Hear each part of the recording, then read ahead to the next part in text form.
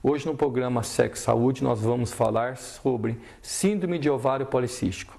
Meu nome é Antônio José Chinês Neto, sou médico ginecologista em Mococa, em Casabranca. Essa doença hoje está sendo muito comentada. Por quê? Por causa da grande frequência.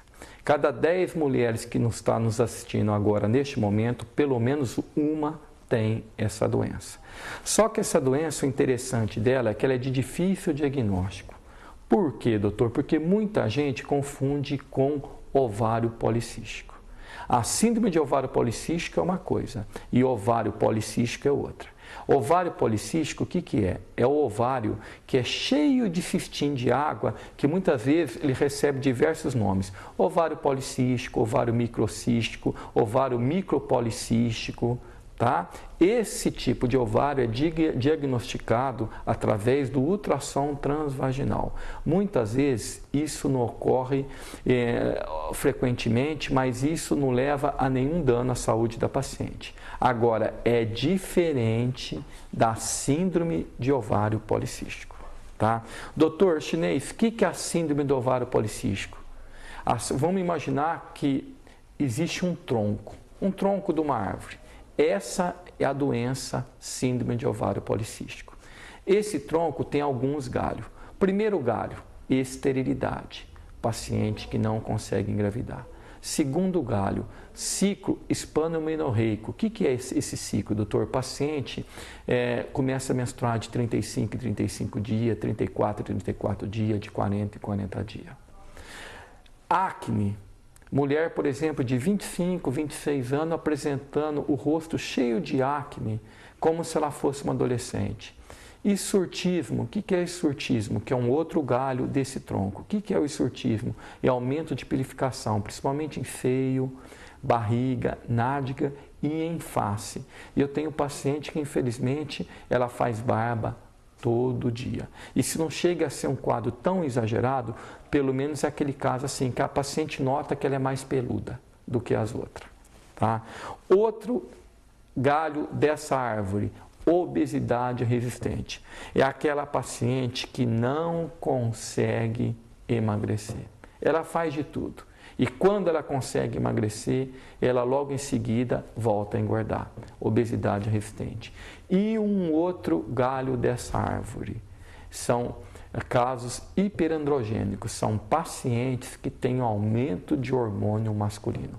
Só para a paciente entender, toda paciente tem normalmente no seu ciclo fisiológico testosterona, que é um hormônio predominantemente masculino. Toda mulher tem também, mas tem em pequena dosagem.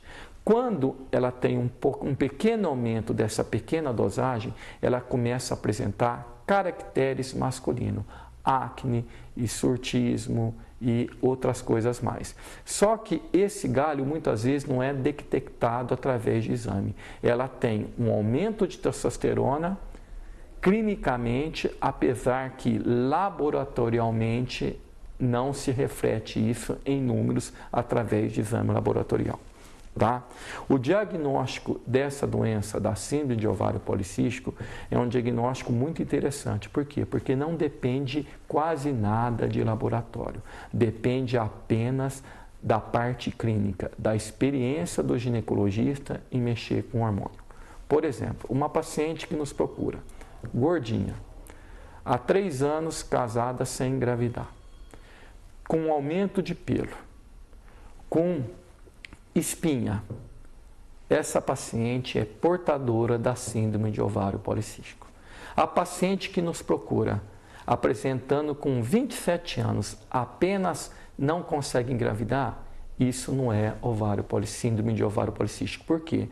Para ser considerado essa doença, a paciente de todos aqueles galhos que eu expliquei no começo desse nosso bate-papo, ela tem que ter 3 casos daquele. Então, a paciente que apresentar, por exemplo, só obesidade, não é síndrome de ovário policístico.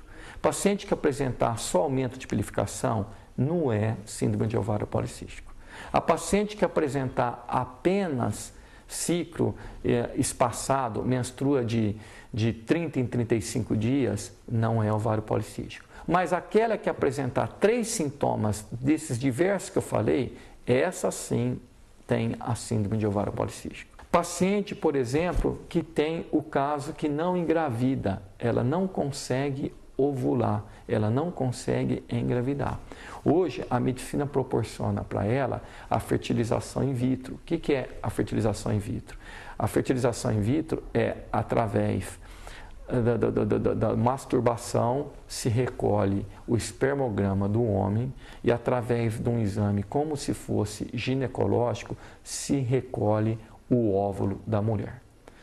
Numa ejaculação, um homem apresenta até 100 milhões de espermatozoides. Quando ele ejacula, por exemplo, num tubo de ensaio, através da biologia, nós conseguimos escolher entre esses 100 milhões o espermatozoide mais forte, mais móvel, mais completo. Você pega aquele espermatozoide que está dentro de um tubo de ensaio e pega o óvulo, que é o fator feminino, junta os dois dentro de um tubo de ensaio, os dois, acontece o quê? Acontece a fecundação da parte masculina e da parte feminina. Após a fecundação, após a formação desse ovinho, esse ovinho é inoculado dentro do útero da mulher. Aí a mulher tem uma gravidez normal. Vai crescer a barriga, ela vai sentir vômito, ela vai ter todos os sintomas que uma grávida normal tem. Ela vai ter o nenê através do parto normal ou a cesárea, tá? Isso é fertilização in vitro. Hoje em dia, a fertilização in vitro é um método barateou muito e qualquer cidade média hoje proporciona isso para a população. Antigamente só existia em São Paulo, Rio, Ribeirão Preto. Hoje não, qualquer cidade de 100 mil habitantes, a medicina já proporciona isso. Antigamente, para se fazer isso, era uma coisa de 25 mil, 30 mil reais. Hoje tem em torno de 8, 7, 9 mil reais. Então hoje todo mundo dá, quando é necessário, fazer a fertilização in vitro. É interessante a paciente saber que a fertilização in vitro, o artificial é só até colocar o óvulo dentro do útero da mãe. Depois disso, tudo é natural. O pré-natal é natural inteirinho. A via de parto é natural inteirinho. Tá? E outra coisa importante também, naqueles casos que a paciente quer engravidar e não consegue ovular, a gente tem metformina, a gente tem os medicamentos estimuladores de ovulação, a medicina também tem uma gama de medicamentos que pode ajudar nisso daí. E naqueles casos, doutor, que a paciente tem um ovário que ela vê através do ultrassom cheinho de cisto, mesmo que não dê nenhum sintoma ruim para ela, nós temos a pílula anticoncepcional à base de acetato de ciproterona. Ajuda? Ajuda. Não é que dá 100% dos casos consegue dissolver esses óvulos, esses cistos, mas ajuda muito. Então a paciente tem que parar de assustar com cisto de ovário, que não tem razão quando ele é um dado único, tá? E doutor, o senhor falou do diagnóstico, o senhor falou dessa doença. E por que ela é tão comentada? Por causa do futuro.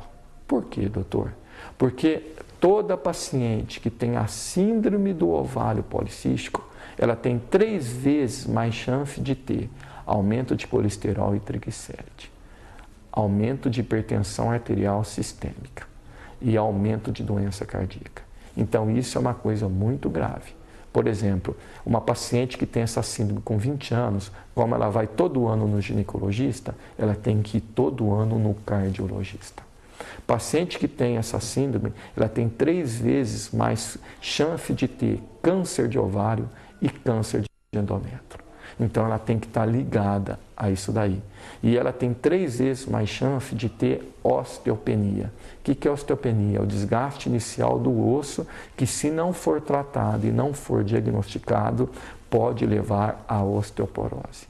Então, essa doença, a gente como médico tem que ficar antenado para prevenir a grande chance de futuramente, mesmo sendo uma paciente nova, ter problema cardíaco e problema de câncer. Tá? Quem tiver mais alguma dúvida, pode perguntar e vai receber informação no nosso site. É www.drchinês.com.br. DR chinês é minúsculo e todo junto. nós vamos poder resolver algumas dúvidas ginecológicas e algumas dúvidas que a síndrome de ovário policístico, que é um pouquinho difícil para falar e para entender, mas é uma doença muito importante e que alguém telespectador pode ter. Até o próximo Sexo Saúde.